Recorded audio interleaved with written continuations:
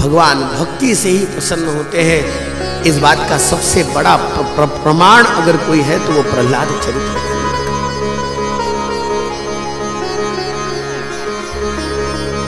भक्त्या तुष्यति केवलम भक्ति प्रियो माधव।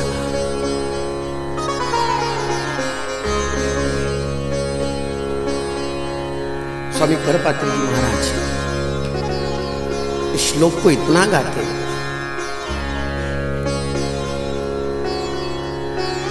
ये श्लोक गाते गाते वो रोते। कोई कहता है ना कि ये चाहिए भगवान के लिए, वो चाहिए भगवान के लिए, कुछ नहीं चाहिए भगवान के लिए, केवल आपकी भक्ति और आपके अंतर मन का शुद्ध भाव चाहिए। हो गया भक्त्या तुष्टति केवलम भक्ति प्रियो माधवाः। भगवान केवल उसी बात से मानते हैं।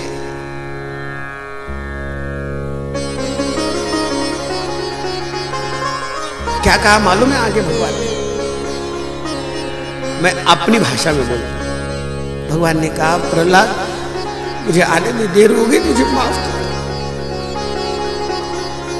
भगवान ने माफ, मुझे क्षमा कर।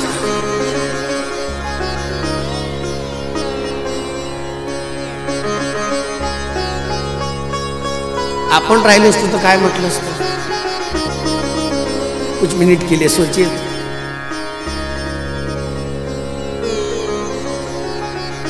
हमने तो पहले ऐसा झगड़ा किया होता भगवान से, इतनी देर काय रे वास्ते लगाई, क्यों आयो, आणि इतना देर से आवणो तो मुझे काय नहीं आले।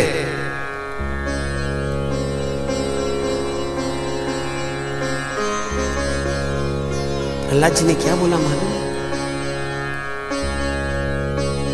प्रभु आपने देर नहीं की, लेकिन आप मेरे लिए आ गए, यही मेरे लिए सबसे बड़ी बात है।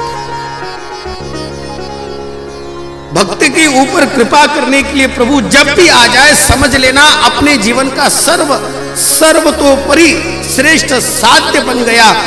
कथा साध्य है पर परमात्मा का प्रेम परम सत्य है। क्या कहूं, लेकिन एक बात पक्की ध्यान में रखना। भगवान ने कहा प्रहलाद कुछ मांगो। प्रहलाद जी ने कहा अब कछुनाथ नहीं चाहिए, मुझे कुछ नहीं चाहिए। नमो भगवते तुभ्यं पुरुषाय महात्मने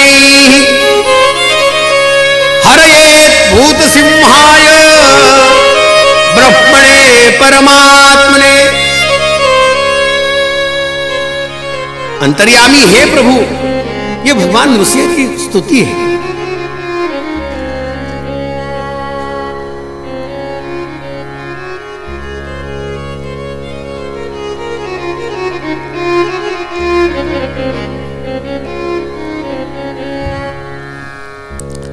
भगवान की स्तुति है।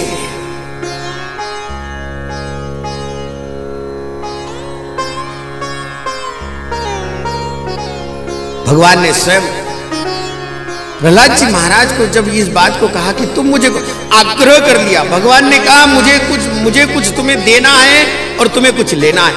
प्रहलाद जी ने कहा महाराज हम भक्त का जीवन जीने वाले, आपसे कुछ नहीं चाहिए, बस आपका दर्शन हो गया, अब कुछ नहीं।